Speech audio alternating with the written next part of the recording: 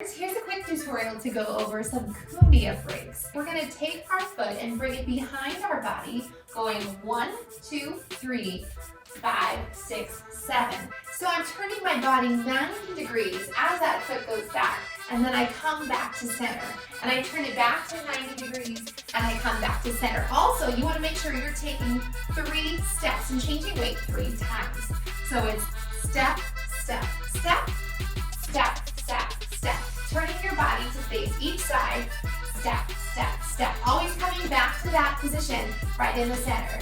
See how this is different from tap, tap. I'm not changing weight here.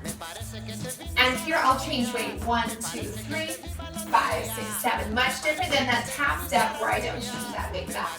And you can start to bring that hand back if you want and give it a little bit of extra flavor and keep it going.